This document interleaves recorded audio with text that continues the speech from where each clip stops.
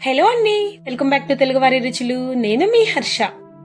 ఈరోజు special taste తో ఉన్న బొబ్బట్ల రెసిపీతో మళ్ళీ మీ ముందుకు వచ్చేసాను. బొబ్బట్లు అందరూ చేసుకునే స్వీట్ అయినా నేను చేసే బొబ్బట్లకు కాస్త ప్రత్యేకత ఉంది. ప్రాంతాన్ని బట్టి బొబ్బట్లు పేరు మారుతుంది, కానీ టేస్ట్ అయితే అన్నీ ఒకటే కదా అనుకుంటే పొరపాటేనండి. చాలా వరకు బొబ్బట్లు అంటే పప్పుతోనే చేస్తారనుకుంటాం, కానీ నేను తిన్న నా ఫ్రెండ్ ఇంట్లో బొబ్బట్లు చాలా చాలా స్పెషల్ టేస్ట్ తోను, అదేవిధంగా చాలా రోజుల వరకు సాఫ్ట్ గానే ఉన్నాయి. ఆరా తీస్తే తెలిసింది ఇది హల్వా బొబ్బట్లని. అప్పటి నుంచి ఇంకా ఇలా చేయడమే స్టార్ట్ చేశాను. ఓన్లీ కొన్ని టిప్స్ ఫాలో అయితే చాలండి, మరింత సాఫ్ట్ గా అదేవిధంగా పొరలు పొరలుగా ఉండే బొబ్బట్లు మన సొంతమైపోతాయి. మీకు కూడా తినాలనిపిస్తుందా? తినాలి అనుకుంటే లేట్ చేయకూడదండి. ఎలా ప్రిపేర్ చేయాలో తెలుసుకుందాం. చలో మరి కిచెన్ కి.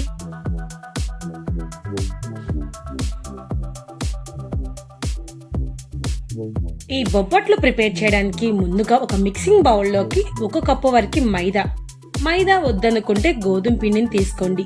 ఇందులోకి 1 స్పూన్ ఉప్మా రవ్వ, 1/2 టీ స్పూన్ వరకు ఉప్పు, 1/2 టీ స్పూన్ వరకు షుగర్ వేసుకోవాలి.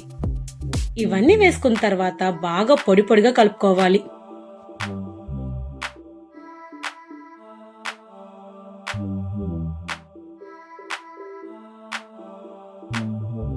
ఇప్పుడు ఇందులోకి కొంచెం కొంచెంగా వాటర్ పోసుకుని కాస్త లూజ్గా వచ్చేంత సాఫ్ట్ గా కలుపుకోవాలి.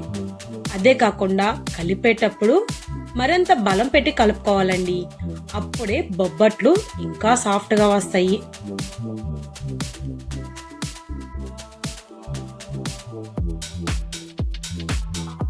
ఇందులోకి మధ్యలో కాస్త ఆయిల్ వేసుకుని ఇంకా సేపు కలుపుకోవాలి.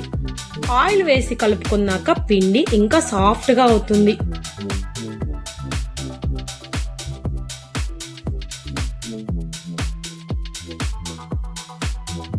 ఇంకా ఈ విధంగా రెడీ అయిపోతే సరిపోతుందండి. ఇప్పుడు ఇందులోకి ఎక్స్ట్రా ఒక 4 స్పూన్ల వరకు ఆయిల్ వేసుకోండి. ఈ 4 స్పూన్ల ఆయిల్లో ఈ పిండి బాగా నానాలి. 3-4 గంటలు నానితే గాని చాలా అంటే చాలా మృదువుగా పట్టుకుంటే జారిపోయేలాగా ఉంటుందండి ఈ పిండి వచ్చేసరికి. సో దానికోసం ఒక 4 గంటలు పక్కన పెట్టేసుకుందాం. మధ్యలో చెక్ చేయండి.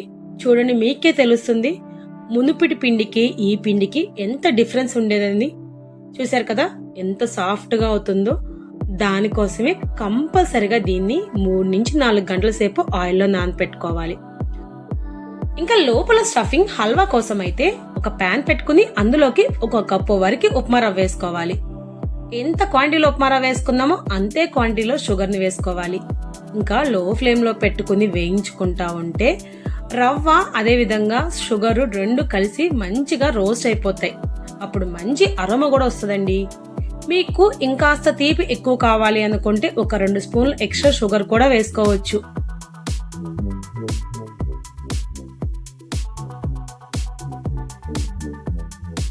రవ్వ మరి ఎక్కువసేపు అవసరం లేదు, జస్ట్ కలర్ చేంజ్ అవుతుంది అంటే చాలు. ఇంకా స్టవ్ ఆఫ్ చేసుకుని ఒక బౌల్లోకి తీసుకోవాలి. ఇంకా సేమ్ ప్యాన్ లోకి 2 కప్స్ వరకు వాటర్ పోసుకుంటున్నాం. ఇక్కడ తీసుకుంది 1 కప్పు వరకు బొంబాయి రవ్వ కాబట్టి 2 కప్పుల వరకు వాటర్ పోసుకుని వాటర్ని బాగా కాగబెట్టుకోవాలి. మరుగుతున్న ఈ వాటర్ లోకి మనం ఫ్రై చేసి పెట్టుకున్న ఉప్మా రవ్వని అదేవిధంగా పంచదారని ఇందులోకి వేసుకోవాలి. వేసుకున్న తర్వాత ఎటువంటి గడ్డలు లేకోకుండా ఈ విధంగా కంటిన్యూస్ గా తిప్పుకోవాలి. ఇలా తిప్పుకుంటా ఉంటే ఎటువంటి ఉండలు అనేది ఫామ్ అవ్వకుండా ఉంటాయి.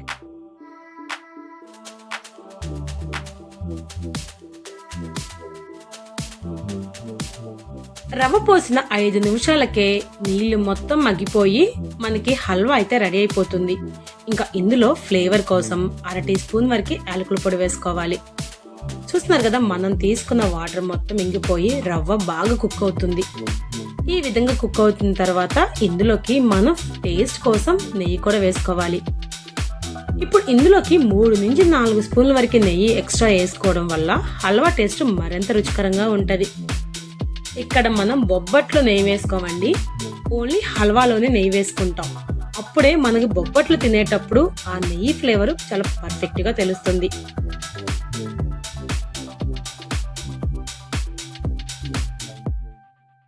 ఇంకా ఈ విధంగా కాస్త పలుచుగా ఉన్నప్పుడే ఇంకా స్టవ్ ఆఫ్ చేసుకోవాలి. స్టవ్ ఆఫ్ చేసిన తర్వాత ఇది కాస్త కూల్ అవ్వాలండి.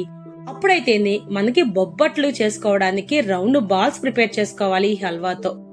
సో ఇప్పుడు ఈ కన్సిస్టెన్సీతో మనకి బాల్స్ రావు.